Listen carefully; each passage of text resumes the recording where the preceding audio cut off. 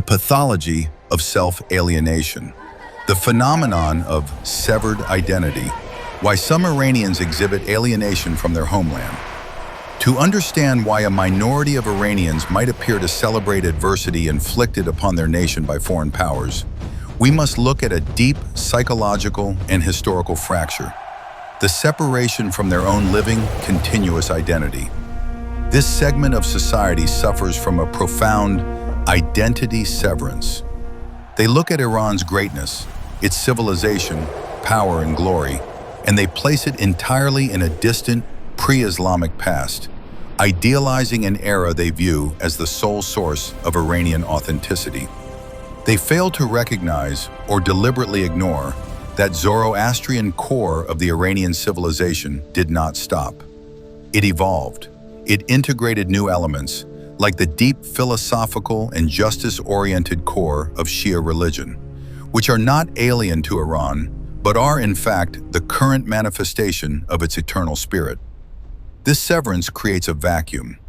Having cut themselves off from the living roots of their culture, they lack the internal confidence and self-sufficiency that comes from a continuous heritage. This emptiness is then filled by a desperate need for external validation. Consequently, they develop a dependent or colonial mindset. They project all notions of progress, power, and legitimacy onto the West. In their view, because they have devalued their own living culture, the West becomes the sole proprietor of the future and of acceptable values. This leads to a state of perpetual supplication, a begging for approval from powers they have subconsciously accepted as their masters. They are seeking a new center of gravity, and finding none at home, they grovel at the feet of whatever Western power offers a sense of belonging, even going so far as to align with figures like Netanyahu, who represent the polar opposite of their own nation's interests.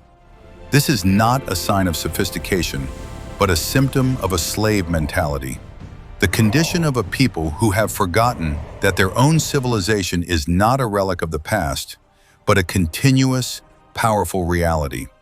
In contrast, the true, eternal Iran is not stuck in the past. It continues to produce figures of greatness, from Cyrus the Great to General Soleimani.